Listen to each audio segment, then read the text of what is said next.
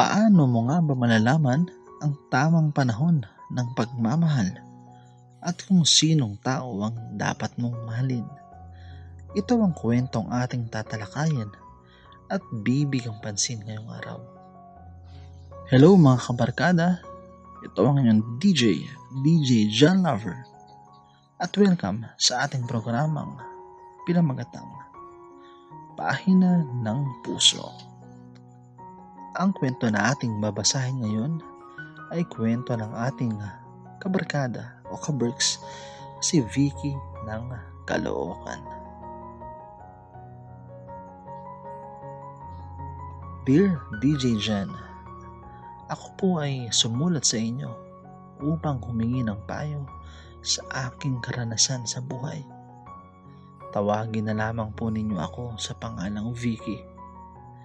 Ako po ay may asawa at isang napakagiliw na anak. Noong una po, sobrang saya ng aking buhay at maging ang aming pagkasama ng aking asawa. Naalala ko pa po noong unang araw na nagkita kami. Nangyari ito sa aming paaralan. Break time po noon at pumunta ako sa aming tambayan sa ilalim ng punong mangga. Tuwang-tuwa po ako dahil ang baon ko po ay ang isa sa pinakapaborito kong pagkain sa buong buhay ko. Ang pansit. Birthday po kasi ni Mama nung araw na yun. Kaya pinabaunan niya ako ng pansit para sa aking merienda. Ang pagkakamali lamang po ni Mama ay wala pong kasamang kalamansi ang pansit na aking baon. Hindi ko po mapaliwanag DJ Jan, pero ako yung tipo ng tao na hindi kumakain ng pansit ng walang kalamansi. Nakakatawa, pero totoo. Nung araw na yun, talagang halatang halata sa mukha ko ang aking pagkalungkot. Pero bigla na lamang may isang lumapit sa akin lalaki at sabay-sabi, "Miss, anong problema?" Napatingin ako at sumagot sa kanya, "Wala kasing kalamansi ang baon kong pansit. Hindi ko talaga siya makain." Bigla siya nagsalita sa akin, "Miss, huwag kang aalis dyan ha. Teka lang, babalik ako." Umalis ang lalaki at agad siyang bumalik. Pagbalik niya, may inabot siya sa akin at sabay-sabing, "Ito yung kalamansi mo. Ako nga pala si Romnick." Napangiti ako DJ Jan at sabay sagot na nga, "Vicky. Vicky ang pangalan ko. Salamat dito ha. Tara, kain tayo." Sabay kaming kumain ng merienda nung mga araw na yun, DJ Jan. Sobrang parang feeling close agad kami sa isa't isa. Pura kami tawanan at medyo napahaba na rin ang aming pagkukwentuhan. In fairness, DJ Jan, masasabi kong gwapo si Romnick, lalo na pag ngumingiti siya. Parang nakakahawig niya si Aljura Brenica, yung tipong Pinoy na Pinoy ang pagkagandang lalaki niya. Matipuno ang pangangatawan, gwapo, matangkad. Parang lahat yata ay nasa kanya na. Siguro, hindi rin naman papaw lang itsura ko sa kanya, no? Maliit lang po ako, DJ Jan. Nasa 5'2" ang height ko. At sabi ng mga kaibigan ko, kamukha ko raw si Rica Peralejo. Simula noon ay halos lagi na kaming nagkikita. Sabay na kaming pumapasok sa eskwelahan at sabay na rin kaming umuwi. Hanggang sa dumating ang araw na nagka-developan na kami, DJ Jan. Napakabilis ng mga pangyayari. Hindi namin namalayan na kami pala ay unti-unti nang nahuhulog ang loob sa bawat isa. Lumipas ang 2 buwan at opisyal na kaming naging magon. Sobrang saya ng aming pagiging magkasintahan. Halos siya na ang naging mundo ko at ako ang naging mundo niya. Naging masaya at smooth ang lahat ng bagay sa amin. Sobrang komportable na ako sa kanya, DJ Jan. Minsan, nag-iaya siyang mamasyal at manood ng sine. Sobrang ganda ng pinanood naming pelikula, DJ Jan. Love story. Si John Lloyd pa ang bida. Alam na alam talaga ni Romnick kung paano ako papasiyahin. Pagkatapos naming manood ng sine, nagaya siyang kumain muna bago umuwi. At nang pauwi na kami, napakalakas ng buhos ng ulan. Buti na lamang at dala-dala niya ang sasakyan ng kanyang papa. Habang papauwi kami, walang tigil ang malakas na buhos ng ulan at wari may galit na galit ang kulog at kidlat. At dahil na rin dito, tumaas na ang baha sa aming daraanan. Biglang nagsalita si Romnick. Mahal, mukha yatang hindi na tayo makakatawid pa uwi. Sobrang laki ng tubig. Sobrang laki ng baha. Siguradong delikado yan pag nagpumili tayo. Buti pa, magpaalam ka muna sa mama mo na magpapahupa muna tayo ng baha. Walang ano-ano ay agad kong kinuha ang cellphone ko at tinawagan si mama. Sinabi ko ang sitwasyon namin at siya na rin ang nagsabing magpatila muna kami ng ulan. Lumipas ang 2 oras pero napakalakas pa rin ang ulan, DJ Jan. Kaya nagsalita si Romnick. Mahal, ano kaya kung magpatila na lang tayo ng ulan dyan sa hotel? Dyan sa malapit Baka abutin tayo ng baha dito sa parking natin. Lalong hindi tayo makaalis. Masira pa tong sakyan ni Papa. Ha? Bakit sa hotel pa? Hindi ba pwedeng dito na lang sa kotse? Sagot ko naman kay Romnick. Mahal, maubos na rin ang gasolina natin. At isa pa, para makapagpahinga naman tayo. Napagod ako sa pamamasyal natin kanina Sagot sa akin ni Romnick. Mahal, parang hindi ako komportable Sabi ko sa kanya. Sabi niyang, mahal, wala ka bang tiwala sa akin? Magpapahinga lang tayo Ano ka ba? Sa madaling sabi, napapayag niya ako, DJ Jan, na mag-check-in sa isang hotel. Oo, may tiwala ako kay Romnick. Pero sa likod ng aking isipan ay alam ko na rin ang pwedeng mangyari. Alam ko ang mga posibilidad na mangyari pag nagsama ang isang babae at lalaki sa isang kwarto. Pagpasok pa lamang ng kwarto ay agad naligo si Romnick. Sabi niya dahil nabasado kami sa ulan nung pagpunta namin sa parking ng sasakyan sa mall, kailangan naming maligo para hindi kami lagnatin at sipunin.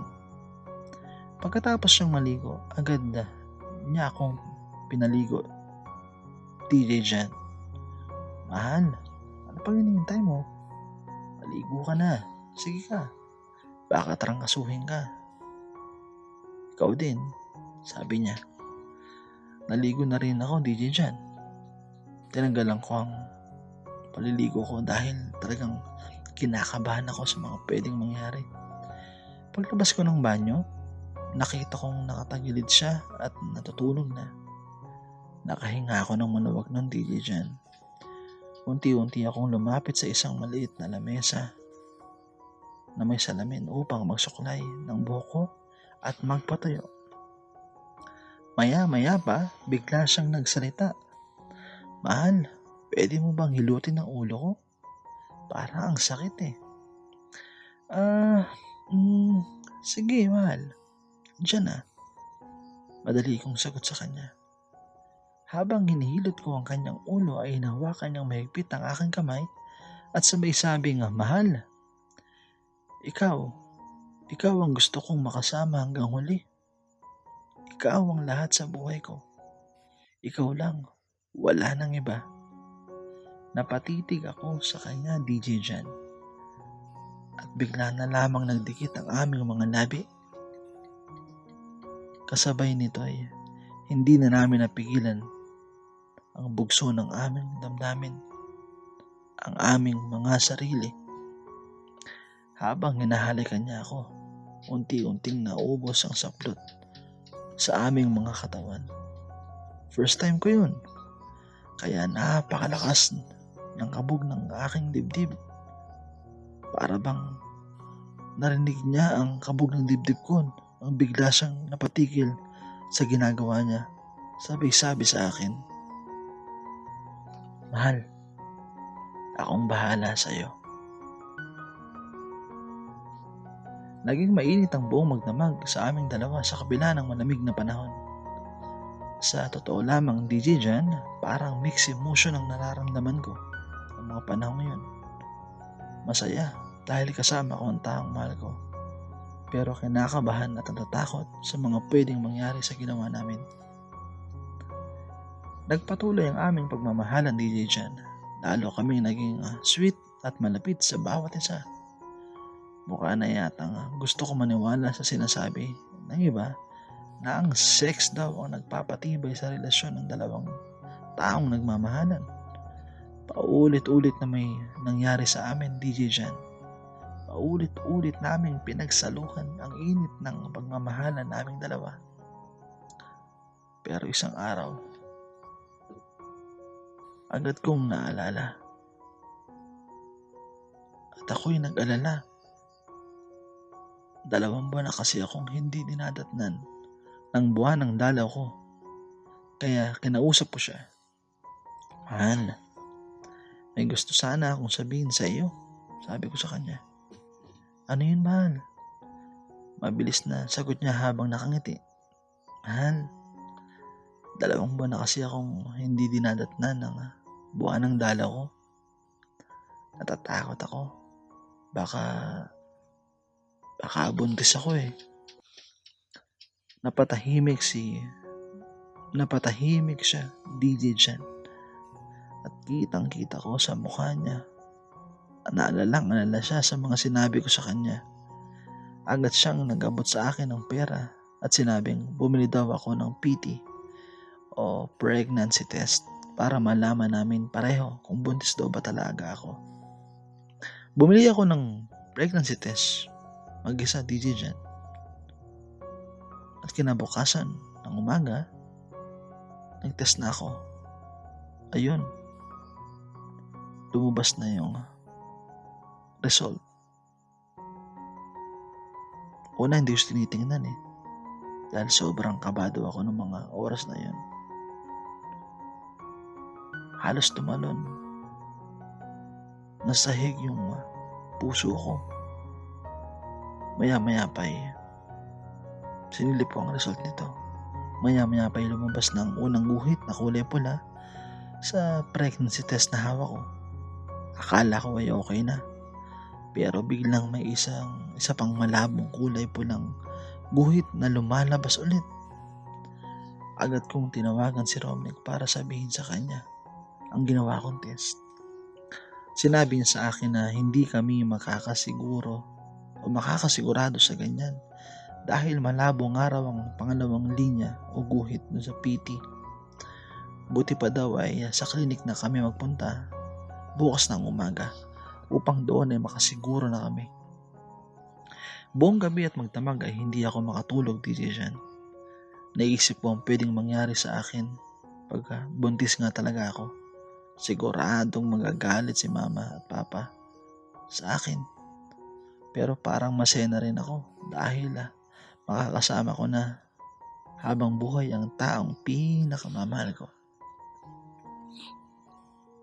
Kinaumagahan nagpunta kami ni Romnick sa klinik. Halata sa kanyang nerbiyos, kaba, dahil sa tuwing hawakan niya ang mga kamay ko ay ramdam na ramdam ko ang pagpapawis ng kanyang mga palad. Pagpasok sa klinik ay agad kaming kinausap ng doktor at sinabi kong magpapa-pregnancy test ako.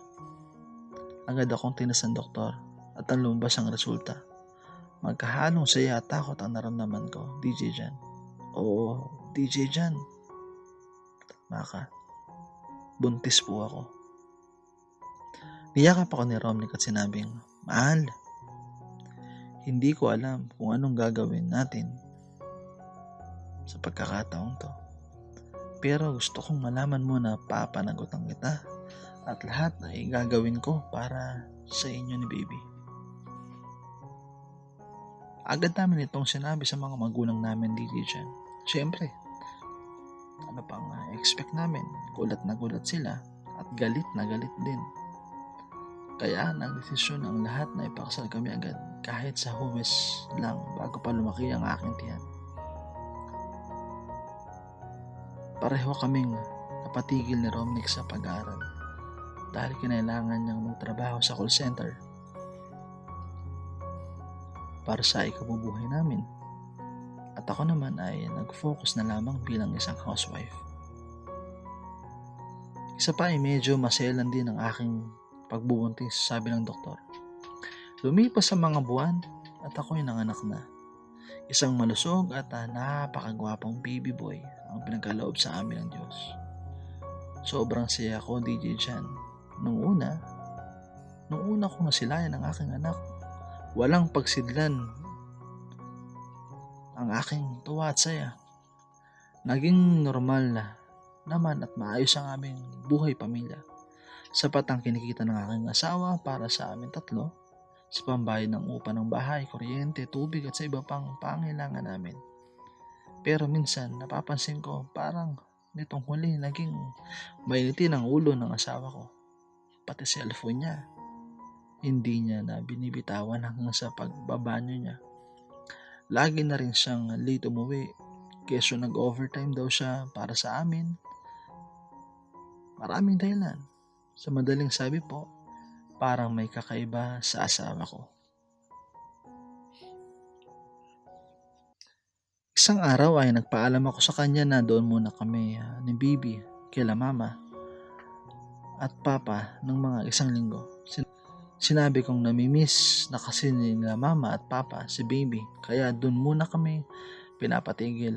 Laking gulat ko na walang halong pag-iisip ay pumayag agad ang asawa ko. Samantalang noon, ayaw niyang magkahiwalay kaming tatlo. Gusto niya pag-aalis kami o sino man sa amin ay lagi kami magkakasama. Lumipas ang 5 araw, umuwi kami ng anak ko sa bahay nang walang pasabi sa asawa ko. Aaminin ko sa iyo, DJ Jan, iba kasi talaga ang kutob ko. Pangit man pakinggan pero gusto kong may mapatunayan. Kung ano man yun, hindi ko rin talaga sigurado at hindi ko rin ganun kaalam. Pero hindi nga ako nagkamali, DJ Jan. Pagpasok ko pa lamang sa bahay namin, nakita ko na meron siyang kalampungan sa sala namin. Nagulat ang asawa ko at ang babae niya na para bang nakakita ng multo. Bigla na lamang umagos ang luha sa mga mata ko, pababa ng aking pisngi. Hindi ako nag-iskandalo, DJ Jan. Ang ginawa ko lamang ay umalis ulit ako ng bahay kasama si Baby at wala siyang narinig man lamang na kahit anong salita mula sa akin noong mga araw na yon. Hinabol niya ako hanggang sa pagsakay ko ng taxi pero hindi ako nagpapigil sa kanya. 3 buwan na nang nakalipas, DJ Jan, mula nang mangyari yon. Hindi ko sinasagot ang mga tawag at text niya. Humingi na rin siya ng tawad sa mga magulang ko at madalas ay pinupuntahan niya ako linggo-linggo dito sa bahay nila mama at papa upang magbigay ng pera o sustento para sa baby namin. At minsan, pakiramdam ko, sinusuyo niya rin ako. Pero parang hindi ko pa siya kayang harapin at kausapin ng matagal. Sa ngayon, sobrang sakit ng ginawa niya. Lahat binigay ko sa kanya. Siya ang naging mundo ko.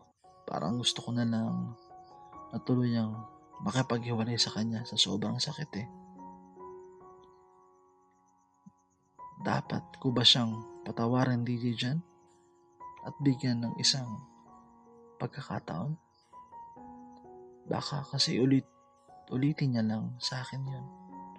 Natatakot po akong magtiwala ulit sa asawa ko. Sana matulungan niyo ako. Umaasa. Vicky.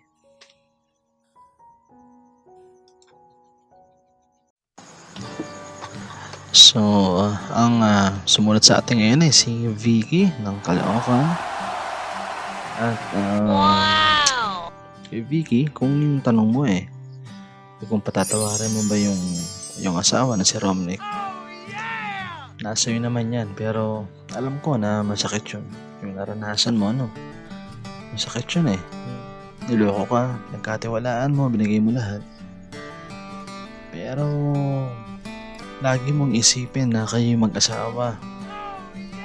So, bilang mag-asawa, dapat talaga lagi kayong magkasama. Hindi lang dun sa saya, sa ngiti, sa sarap, pati dun sa hirap, sa mga problema, sa bagyo, sa ulan, sa lahat ng mga pagsubok sa buhay. Hindi madali pero kung akong tatanungin mo, pwede mo siyang bigyan ng pangalawang pagkakataon. Kasi sabi mo nga naman, lagi naman siyang napunta sa inyo para magsustento at suyuin ka. So para sa akin, meron pa rin siyang pagmamahal para sa iyo. Kasi yun ang mahalaga eh. Halimbawa, kayo mag-asawa man, kayo nag-away, laging tanong dyan sa huli, kung mahal mo pa ba? Kasi pwedeng mag-away kayo, sigawan, lahat ng masakit ang salita masabi mo. Especially pag galit ka. Siyempre yung tao, minsan hindi mo mapigilan yung isip mo kung paano ka nag-iisip ng sakit. Kasi pag galit ka, ang tendency, gusto mo rin makaganti, nasaktan ka eh. O kaya minsan ayaw mo na magtiwala. Pero kung isipin natin na maayos, bilang mag-asawa, ang laging huling question sa huli niyan, kung mahal mo pa ba? Kahit mag-boyfriend, mag-girlfriend, kung mahal mo pa ba?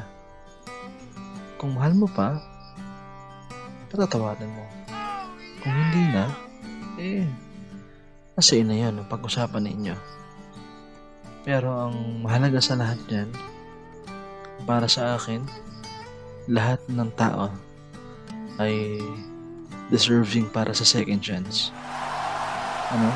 Basta lang, sana may pag-uusap. Malaman yung punot dulo kung bakit nagawa yun. Malaman yung mga reason kung bakit nagkasala. At yung pangakuan na hindi na ulitin. At yung syempre pagtupad ng pangako. Yun ang mahalaga sa lahat eh. Yung after noon.